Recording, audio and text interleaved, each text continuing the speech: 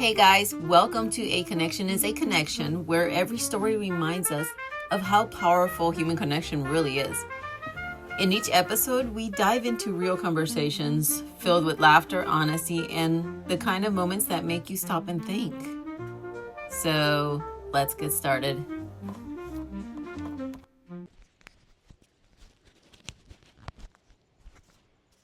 Is that okay? Or should I just hold it? You can hold it too, whatever's yeah, there we go. Maybe I know myself. I'm gonna end up like moving my hand away. So what you can do, there's a little magnet. Take off this magnet. Okay. And then just put it, right behind and it'll stick right to it. That's great. Yep, so you can put it anywhere. Okay. Yeah, that's perfect. All right, great. That works. All right. Okay. You ready? I'm ready. Okay. You never know what's going to happen in these conversations, but one thing's for sure, it's going to be a good time. Yes. Let's say hello to Hillary Scott. Hillary, Hi. can you tell us a little bit about yourself? Sure. So I'm Hillary, and I am a person that works in small business really heavily. I like to create constant movement and constant improvement. So all sorts of skill sets, everything from making websites to marketing to fixing businesses and outlining systems and processes, and every bit and piece of it I love. I've done a lot of things over the years where I've presented as a graphic designer, web designer, design and marketing and business consulting, but I recently decided that virtual assisting was a great approach because it would let me get involved in everything without the parameters that came with all the other careers. And so far, it's been really amazing. Nice. Very well received. Yeah. How long have you been doing it for? So I started my journey into small business and the graphic side in 2005. So Okay. I'm at, like 20 years almost? Yeah. What made you want to get into it? It's a great question. So I went to a school to look at fashion design because I love clothes and how it fits people and stuff. And the program was really boring. Was it really? Yeah, it was like history of polka dots. It's like, oh no, I'm not doing that. There's no real world value in it. So I told the person who was showing me, I said, this is really boring. I don't think that I would, want to take it. And she said, let's go look at another hallway. I said, okay, let's do this. And we went down this hallway, and it was the graphic design hallway. And it was the first time that I learned about graphic design as a career. And I started seeing all the projects, and it was like fashion design, only on paper. And so immediately I was like, this is for me. And I enrolled that day and started next week. And then here I am, 20 years later. And I still love it. It's still a beautiful passion. Yeah. Yeah. Absolutely. You ready for the questions? Yeah, let's do it. What's a secret fear you have that you've never admitted to anybody? Oh, geez. Okay, so my secret fear, honest to God, is being a human being and somehow hitting someone with my car. Oh my gosh. This is my fear because there are people who are just regular human beings and they go through these terrible things where they have to go to court and they've hurt someone or killed someone and they weren't drinking and they were just driving and it was just that that's my worst fear. Yeah. Because it's terrible. Yeah. Yeah. It is. Yeah. Not like being eaten by a shark or No, I think that being eaten by a shark might actually be nicer than going to prison for accidentally killing somebody's car. Maybe I'd prefer that. I don't know. Oh. So, if you had 24 hours to completely disappear, where would you go and what would you do? That would be a perfect time to do that one. Yeah. So my first answer is a joke. I think I'd go to a 24-hour buffet, try to eat everything, just enjoy not having parameters. But I think in reality, I would probably try to go somewhere like Brazil or Peru, and just become a part of the landscape somehow. Oh, And yeah. enjoy it and just be in what I think we all really love, which is peace and nature and Yeah. yeah. So, if you really liked it, would you just stay there for good? I don't know. There's a real appeal to being an entrepreneur. I think it would draw me back, but I just think it would be maybe a notch above. So maybe not. I don't know. Maybe I could combine it all since it's virtual and. If we looked at your search history right now, what's the strangest thing we'd find?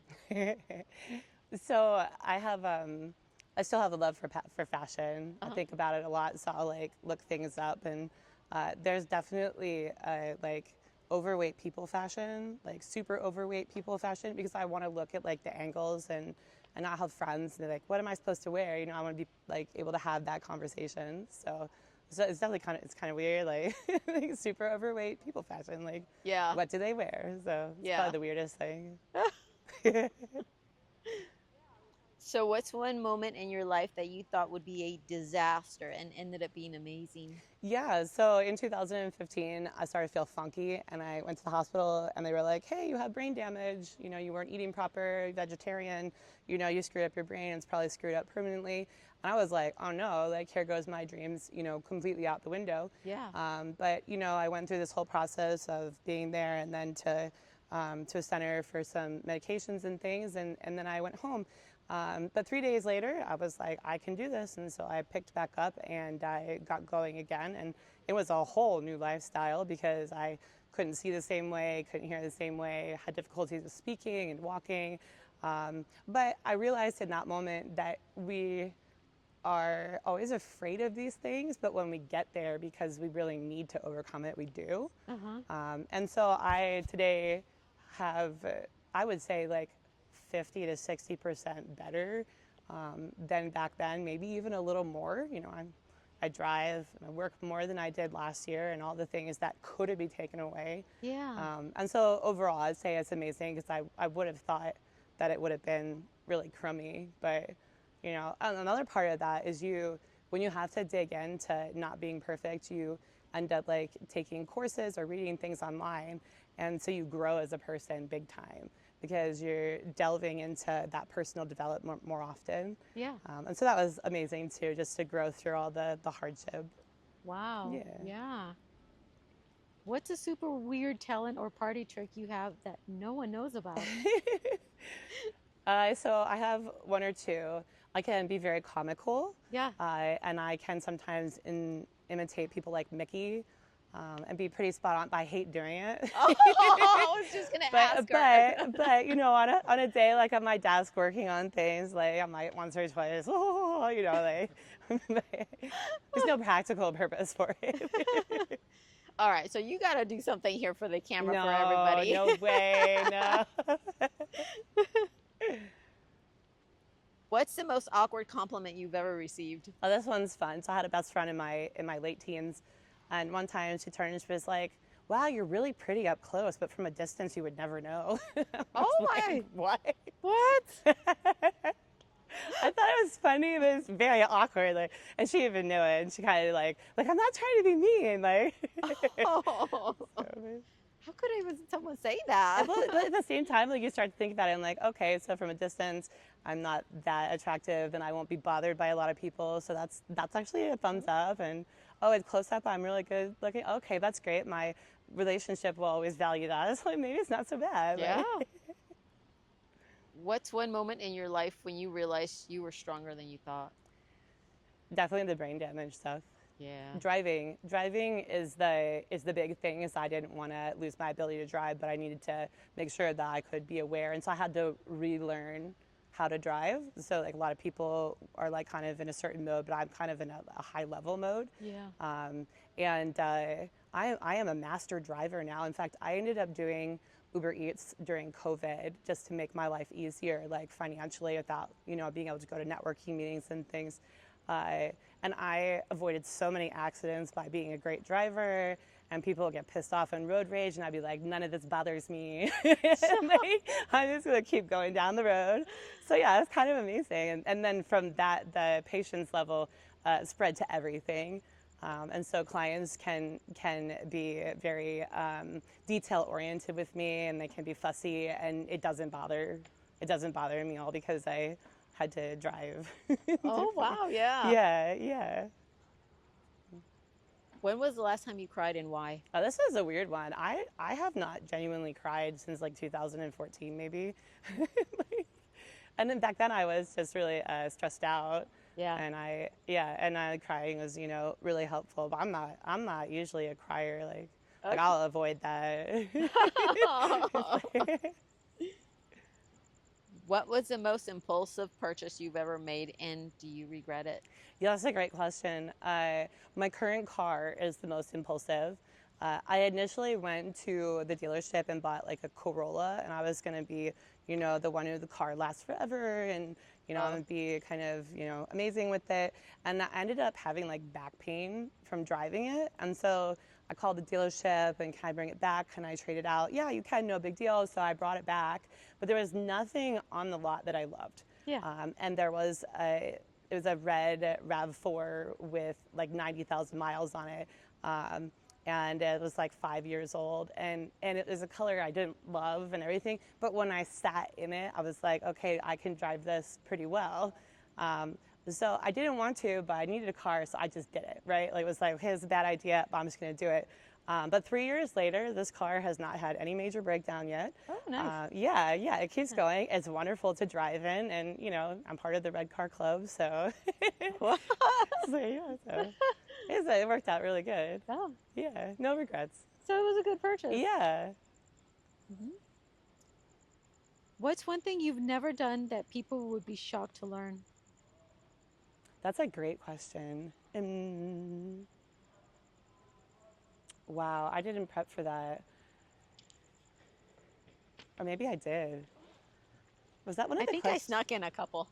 Okay, I was going to say, no, like, but I snuck in a few. that's a good question. I'm going to check my little sheet because I wrote it all down, just trying to be prepared. I love this. Let's see.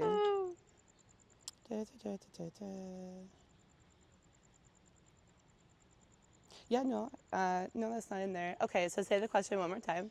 So, what's one thing you've ever done that people would be shocked to learn? Mosquitoes. I have one, but I'm not telling. Oh, you have to. No, it's terrible. Let's see. One. Here's something stupid, but like what the heck was I doing? I had a friend back in like middle school, and she and I were just goofy together. And we went to like a gas station. We walked from our house to the gas station, and then I pretended to be blind, and she led me through the store. Oh my gosh. Okay. That's bad. It's kind of goofy. So, if someone dared you to sing right now, would you do it? No. Would you tell a joke? No. Oh. All right, next. What's the one reality TV show you'd be what's one reality TV show you'd absolutely dominate? Dominate? Yeah. Love Island. Island, huh? It's a game. They don't play it like a game. Everybody's like focused on finding love, but at the base of it, it's a game where you're supposed to find the love of your life. Now, granted, that doesn't really fit in my life, but I would be really good because I'm super chill. And like could be, like, make friends with everyone and survive all the guys.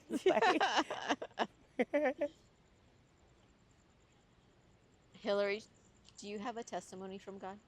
Oh, so I grew up in Christianity. My parents raised me in a couple different types of Christianity. I went to like Bible church and non-denominational, and also went to like charismatic churches and stuff. So I got a very broad look at God and Jesus and all that stuff as a kid. And I took it with me because I feel like the fundamental things that were spoken about are a good idea. The way you handle yourself, where you root your mind, what you live in every day. So I would say that I'm very quietly into the concept of God, but I say quietly because I love it as a personal activity more than anything else. And it's a good thing to lean on. Like, it'll take you really far. Yeah. Is there anything that you went through besides what you already talked to that was very difficult that got you through that can help others heal? Yeah, that's a great question.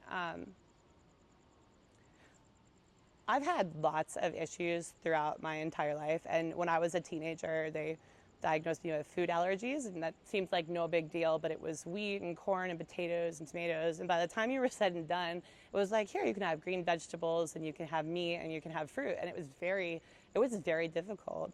And it was difficult nutritionally, and it was difficult from an eating standpoint as a teenager. Yeah. Because I wanted to eat all the time. But what I learned from that and from it being so hard, because you go to like parties and there'd be cake and everybody would be eating all pizza and I couldn't, and this went on for years and years and years into my 20s. But I learned that every little failure leads to the triumph, because the failure gets on your nerves so much that you keep pushing for whatever version of yourself you need to be in order to conquer.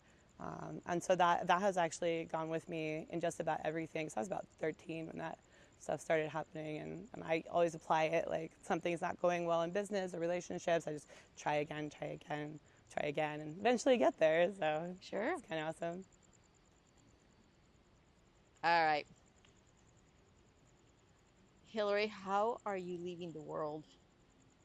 Like, as in what vehicle, or like transformational something that I leave behind, or? Yes, like if someone that, what would they remember you by? Enthusiasm for others.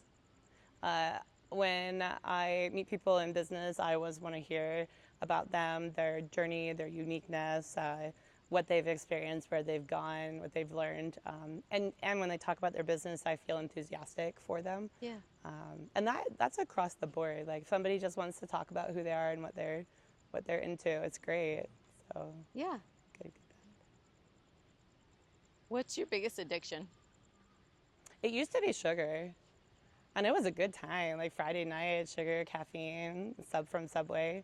But I would say my biggest addiction now is probably videos. Videos? Yeah, like the little, like remember how Vine used to have like the quick videos? But I like in the middle of my workday, I'm more than happy to stop and pull out the phone and just watch videos. Oh, yeah. I have to sit for 5 minutes, no big deal, just pull out the videos. But it's just really fun. Oh. I look at all sorts of stuff, like animals and reefs and the world and other countries and what they're eating and people traveling. It's like living a second life. Oh my gosh. Yeah. Yeah. You need to start watching my videos then. Yeah, that'd be good. If you were a flavor of ice cream, what flavor would you be and why? Probably some sort of like confetti sorbet of some sort, but there's like some mystery ingredient in it. Because I actually call myself relatively like hyperactive, slightly obnoxious. And so now I have a great demeanor for speaking in business, but like at home, goofball and everything. And so the ice cream would have to be very like startling. Yeah. So maybe there'd be sardines in it or something. Ooh. It would be gross. Oh. I don't know.